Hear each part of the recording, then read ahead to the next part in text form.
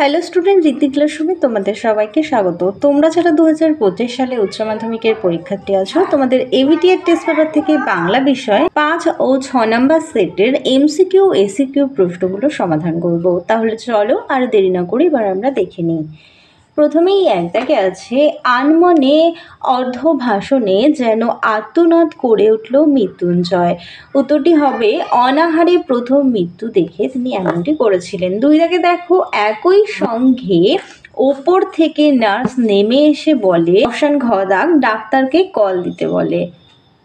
তিন দাগে আছে, থুরথুরে কুঁজো ভিখারি বুড়ির হাতে ছিল। উত্তর হবে একটি বেঠে লাঠি। দাগে আছে, বিজ্ঞ চৌকিদারের পরামর্শ মানা হলো।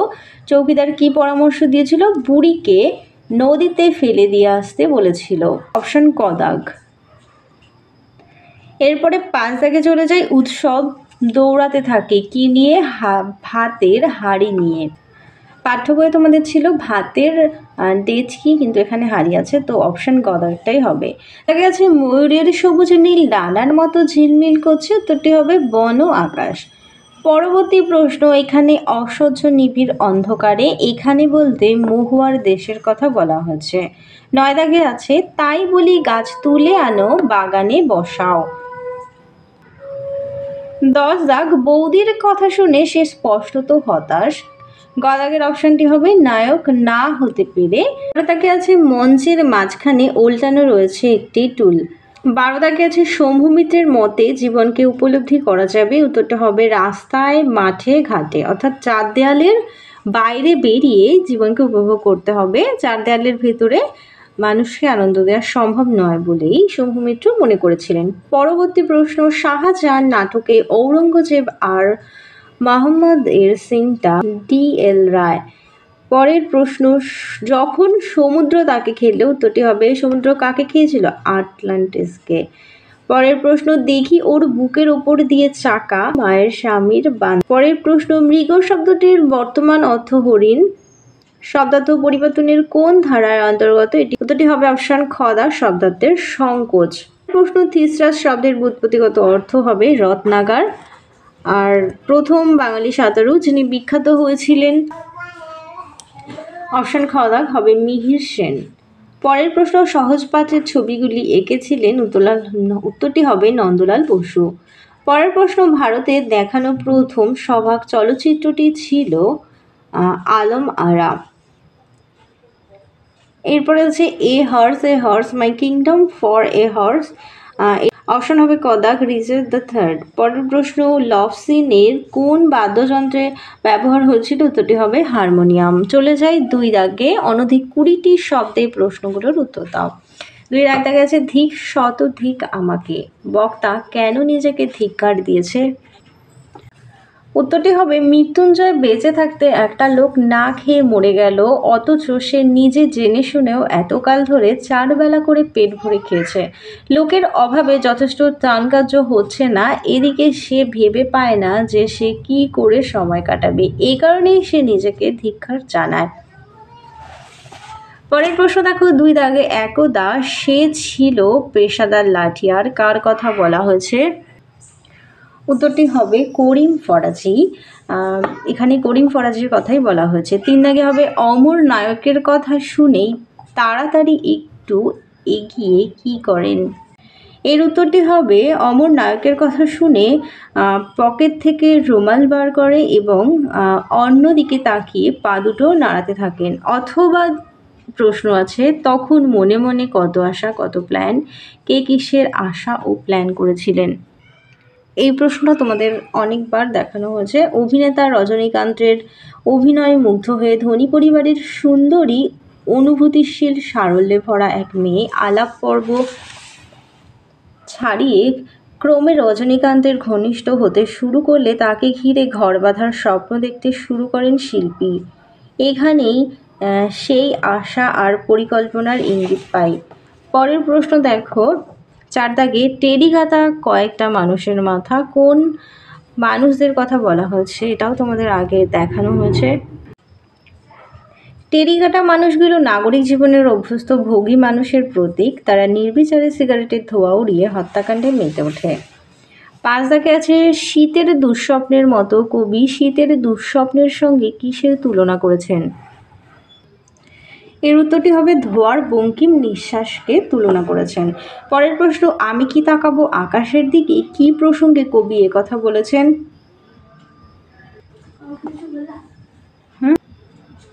নিখোঁজ মেয়েকে জঙ্গলে ছিন্ন ভিন্ন অবস্থায় পেয়ে কবি সামাজিক এই দুর্নীতির বিরুদ্ধে প্রতিবাদ জানিয়ে ধৃত উক্তিটি করেছেন। পরের প্রশ্ন দেখো, আমার দরকার শুধু গাছ দেখা, কবির গাছ দেখার দরকার কেন? নাগরিক জীবনের ক্লেদাক্ততায় জীবন ক্লান্ত হয়ে পড়ে, সেই ক্লান্তি দূর করতে গাছের সবুজ প্রাণের স্পর্শ দরকার, তাই কবি বাগানে গাছ বসাতে বলেছেন। পরের প্রশ্ন দেখো, বক্স অফিস বলেও তো একটা কথা আছে, বক্তা কখন কথাটি বলেছিলেন? বৌদি তথা তৃপ্তি মিত্র ফিল্মি কায়দায় রবীন্দ্রসঙ্গীত গাইতে শুরু করলে শম্ভু মিত্র তার সেই ফিল্মি কায়দাকে কটাক্ষ করেন। তখন নেপথ্যে যিনি হারমোনিয়াম বাজাচ্ছিলেন তিনি উক্ত কথাটি বলেন। চলে যাই অথবের প্রশ্নে, তাতে বয়সটা ঠিক বোঝা যায় না, কিসের বয়স বোঝা যায় না?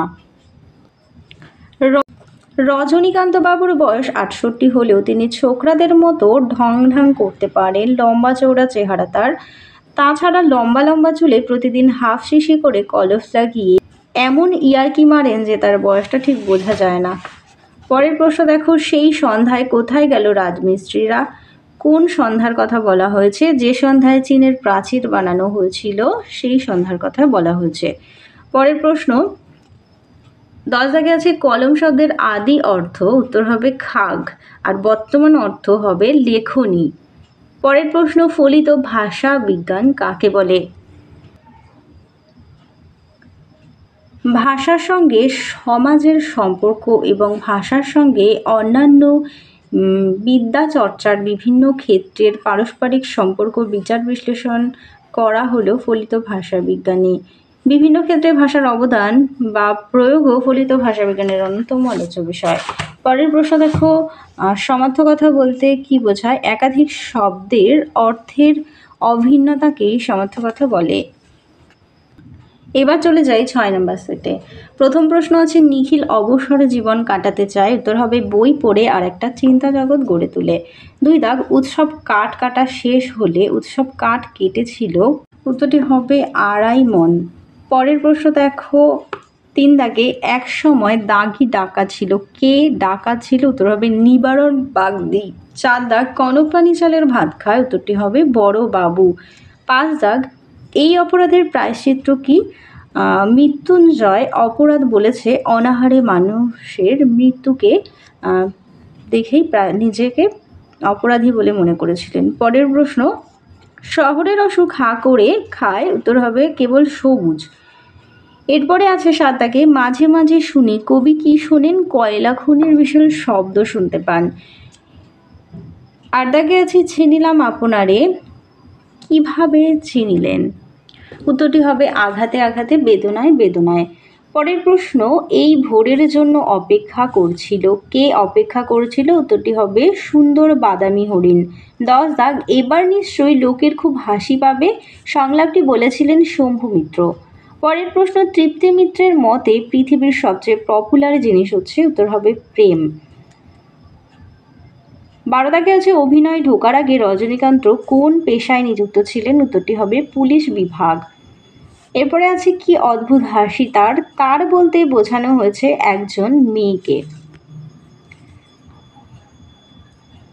14 দাগে আছে লিমা যারা বানিয়েছিলেন, লিমা হলো, উত্তরটি হবে একটি শহর।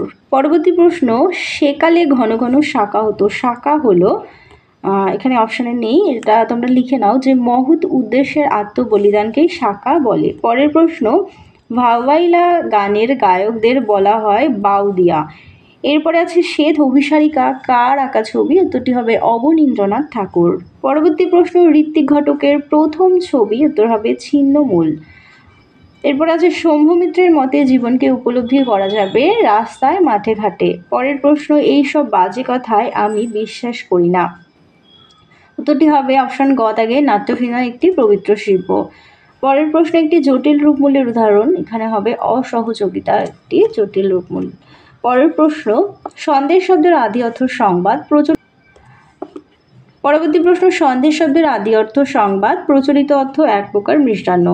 শব্দার্থ পরিবর্তনের কোন ধারার সিদ্ধ? উত্তরটি হবে অর্থের রূপান্তর। চলে যাই 2 দাগে অনধিক 20টি শব্দের প্রশ্নগুলোর উত্তর দাও। প্রথম প্রশ্ন, ওটা পাশবিক স্বার্থপরতা। কোন ঘটনাকে বক্তা পাশবিক স্বার্থপরতা বলে মনে করেছেন? পশুদের মতো স্বার্থকেন্দ্রিক জীবনযাপনকে পাশবিক স্বার্থপরতা বলা হয়। গল্পে নিখিল আগে নিজেকে বাঁচিয়ে তারপর অন্যের ভালো করার কথা বললে মানবিকতার প্রশ্ন তুলে মৃত্যুঞ্জয় উপরোক্ত মন্তব্যটি করেছে। 2 দাগে আছে, এই গল্প গ্রামের সবাই শুনেছে। কোন গল্পের কথা বলা হয়েছে? উত্তরটি দেখো, বাসিনীর মনিব বাড়ির বাড়িতে ঠাকুর দালানের মন্দির, তার মাথায় পেতলের ত্রিশূলের গল্প কিংবা ঢেলা ভাতের গল্প গ্রামের সবাই শুনেছে। তোমরা অনেকেই আমাকে কমেন্ট করছো আমি কোন বই থেকে তোমাদের উত্তরগুলো দেখাচ্ছি। রাইমার্টিন 60 যে বইটি আছে সেই বই থেকে উত্তরগুলো দেখাচ্ছি। তোমাদের এভিটির সমস্ত প্রশ্নই তোমরা এই বইতে পেয়ে যাবে। পরের প্রশ্ন দেখো, অথবাদি আছে, ফাঁপিতে একজন বুড়ি পটল তুলেছে। ফাঁপি কি? রাঢ় বাংলার জাকালো শীত যখন বৃষ্টিতে ধারালো হয় তখন ভদ্রলোকে তাকে বলে পৌষে বাদলা, ছোট লোকে তাকে বলে ডাওর, আর বৃষ্টির সঙ্গে জোরে বাতাস দিলে তাকে বলে ফাঁপি। পরের প্রশ্ন দেখো, চিনি নাম আপনারে কবি কিভাবে নিজেকে চিনিলেন? উত্তরটি হবে আঘাতে আঘাতে, বেদনায় বেদনায়। পরের প্রশ্ন, আগুন জ্বলেছে, কারা কিসের জন্য আগুন জ্বেলেছে? উত্তরটি লিখবে, হিমের রাতে দেশওয়ালিরা মাঠে সারা রাত আগুন জ্বেলেছিল শরীর ওম রাখার জন্য। পরের প্রশ্ন, চোখ তো সবুজ চায়, চোখ সবুজ চায় কেন? শহর ব্যাধিগ্রস্ত, সেখানে লেগেছে সবুজের মরক, সবুজ ধ্বংস করে ক্রমশ কংক্রিটের জঙ্গল গড়ে তুলেছে শহর, তাই ইট কাঠ পাথরের পরিবেশে ক্লান্ত দুটি চোখ যেন সবুজের সন্ধান করে যায়। এরপরে দেখো, আমার ক্লান্তির ওপরে ঝরুক মহুয়ার ফুল, কবি ক্লান্ত কেন?